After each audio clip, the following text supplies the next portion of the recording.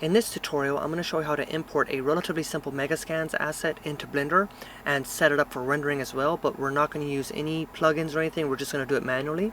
So here in the Quixel bridge, you can see I'm using the Warhammer axe. That's going to be the asset we'll be using, and we're just going to right click and go to Files. You can see that you get the FBX files along with the PBR textures associated with this asset.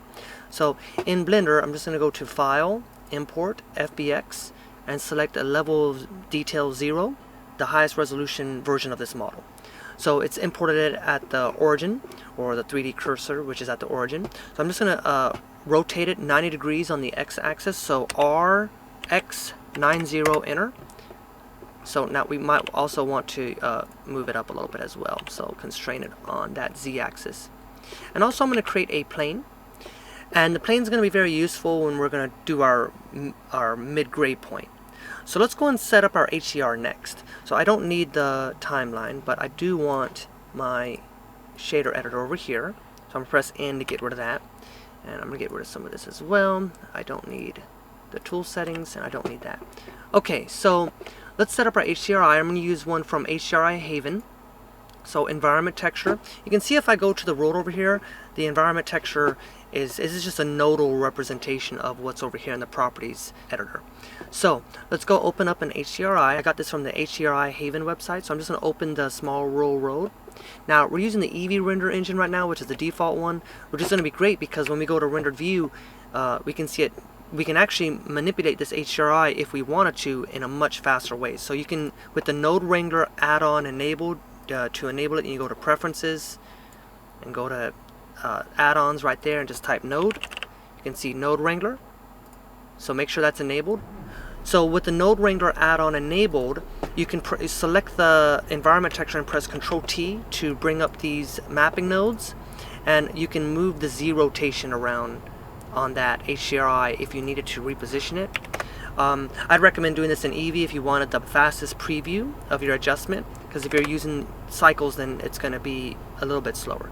So now let's go ahead and actually switch the cycles so we can get more accurate lighting here. Let's switch the cycles render engine, select GPU compute, edit preferences, and let's go to system and make sure that our graphics card is enabled. And now we need to go ahead and get rid of this default light, and we need to also select our materials and actually set them to 18% gray so that they are actually 50% gray perceptually. So 0.18, and then over here, new material, 0.18. So we are using a color managed workflow. So if you go over here to, let me just set up some render settings real quick. So I'm just going to go to performance. I'm going to set my bucket size to 32. I'm going to set persistent data on, and then over here in color management, we're using the filmic. I'm just going to increase the contrast a bit, and I think that's not too bad. Let's go and create a light, a sunlight. So over here I can set use nodes, color, black body, 6500 degrees Kelvin I guess would be okay. That won't look too bad. And we can rotate the light around. You can always adjust it later a bit more, but as of now that's not too bad of a start. Now I'm going to press Ctrl-Alt-0 to bring the camera to the view, and then I'm going to lock the camera to the view. And I'm going to set my camera settings a little bit as well. So select active camera, camera settings, I'm going to go to viewport display and get rid of that. Okay, so now let's go ahead and do a render region, Control B, and hit F12 to render. And now let's bring our scopes out and verify our mid-grade point. So on the waveform monitor you can see that we're not exactly mid-grade there, but keep in mind that this material here, the roughness, needs to be up as well. So on this material the roughness needs to be up. Now let's go and hit, let's go and hit render, so F12. Now we may need to adjust our sunlight maybe, or we can adjust the exposure. So I'm going to bring this up to, actually I'm bringing this up to about 2. Let's hit render again. Now it's going to be brighter, but then I'm going to lower the exposure a little bit of the world here. So strength 0.5. Let's check that as well. Not too bad. I think I'm happy with that. So Control-Alt-B to get rid of the render region. And now we're ready to make some materials. So Let's go back into the regular view and get rid of these overlays. So the first thing I'm going to do, I want to go ahead and select this object. You can see it doesn't have a lot of detail, but it is the most highest resolution version of that model. I'm going to go and select this object, and in the modifier tab, it doesn't matter if you're in the modifier tab or not, but I'm going to press Control 3, and that's going to add a subdivision surface modifier with 3 levels in the viewport. But I'm going to select both of these values and select it to 4.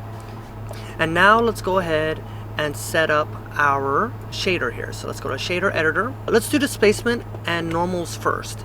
So with the displacement map, all I need to do is we'll just add a displace modifier, so displace, and then we'll select new for the texture. We'll go and select the texture and click open and paste the path for that asset folder, 8K displacement.exr. So let's open that up. I'm just going to go to sampling and make sure that mipmap, I don't really like mipmap, so I tend to turn it off, but you may need to adjust some settings here if necessary. Let's go back to the modifier page here, and let's go and select the coordinates to UV, and then we're going to select the UV set for this object. So UV, and you can see now that everything's looking more correct. So that's the displacement for this object. And if you want to see it in real time, we're going to go to the Look Dev mode, which is also the material preview. Now let's add the normal map. So we're just going to go back into that folder and select normal LOD 0. Make sure the color space is set to non-color. Shift A, normal. And then I'm going to select this node and press F to connect the first available compatible data type, so color to color, and then normal to normal. It's going to compile the shader in Eevee, and you can see now we're getting a real-time GPU preview of the normal map. So if I press 5 on the number pad to go into orthographic view, you can see that I can zoom in and check the normal map. So we'll go ahead and you can change the strength however you think is appropriate. I think the default of 1.0 is fine, so press period to center on that object. Okay, let's go ahead and go back into the regular rendered view, and we will do the roughness now. So let's let this translation happen. It's translating the geometry. Okay, so let's go back into roughness. So here's the roughness channel. We'll go to non-color. We'll drag that over to roughness. Now we can preview it by going down here to combined, going to glossy direct, and that'll give us a good view of a little tip in Blender is you can just go to window, toggle window full screen, and when you press Control Spacebar, you'll get a full screen view of whichever window you had your mouse hovered over. I'll press Control Space again to go back. And the tip is that you can actually press Control Space and Alt to go to true full screen. So now we are in a true full screen representation of the window. So it's just an interesting tip to know about. So Control Alt Space again to go all the way out back to our main window view. So overall I like this. Let's go and add in the color. Also, this is very useful and convenient to preview this in the Look Dev mode. So you can, if you want it to be a little bit more responsive, then you can go ahead and do it like this. So you can just go into the Look Dev mode and select Specular Light, and it'll give you a very similar result. But anyway, let's go back to Combined, and let's go to the rendered view. And now we are ready to bring in the regular color map. So let's just bring that over to color, and let's bring this to Combined. And now that's not a bad result. Let's go and press 0 to go to our main camera. I'm going to make this plane a little bit bigger. Okay, not bad. So main camera settings again, let's select the camera and just make sure that I'm going to set this to about 85 millimeters. I'm going to zoom out a little bit, or dolly out I should say, and then I'm going to activate limits, and we will select this one as a 3D viewport. And if we see the camera, if I turn on depth of field and I select the limits, we're going to select the distance to like 1 meter. I'm going to select this right here, bring it down, so something like that will be pretty good. and then we will select the aperture. So I'll probably go to like f8 or maybe f11 or probably f16. That'll be pretty good. And then let's go and set our render passes. So render passes, we'll just go ahead and select all of these. Not that I need them, but we'll do this one, shadow, and denoising data is the one that I really want. And we are pretty much ready to render this. But first I want to do a little bit more on the lighting here. I want to get a good glint of that axe head there. So let's try moving the light around a little bit. That's what I wanted. Okay, so that's a pretty good result. Now let's just go to the solid view, and because there'll just be less resources being used, and let's go to the compositor, and I'm just gonna hit render now.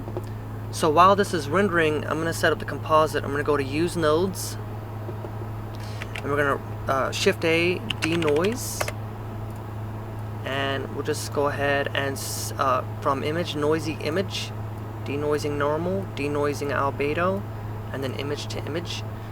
And then if you press 1 on the numpad, home, that'll center the image on the screen. So let's check the composite. So it didn't do that, and that's fine. So what you can do is you can just press Control T there, or I'm sorry, Shift Control and then left mouse button. So now let's go ahead and select the composite. So now we can see the composite. So let's do the same thing again, F12 to render. And we should have our composite set up quite well. So here's the composite. It's going to come up. You'll see it'll automatically composite. There we go. You can see that if we look at the composite here, you can see that this is the regular noisy image, and this is the composite with our denoiser applied. Now of course I could have increased the samples. So right now we're just using render 128 and viewport 32 samples. But if I wanted to bring this to, say, let me bring that to red, green, and blue. I like that a little bit better. Let's bring that to 256 and then 128. And now we can press home. Let's go and hit F12 to render.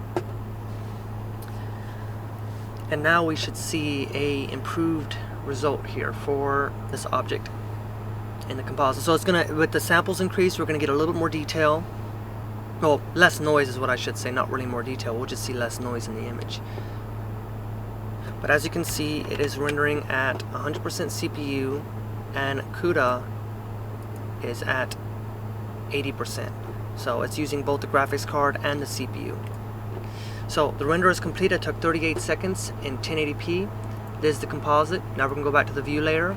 So if we zoom in, you can see there's some little splotches right there. So if we look at our denoise result, you can see that all those splotches are gone. And this is just a very basic tutorial that I made to show you kind of how to set up an asset in Blender from Megascans in a manual way. Sometimes the plugin doesn't really work very well. It doesn't set up the materials correctly. Now, this is a very simple asset. Some assets will require much more knowledge and much more setup, but this is just a basic result. So hopefully it helped.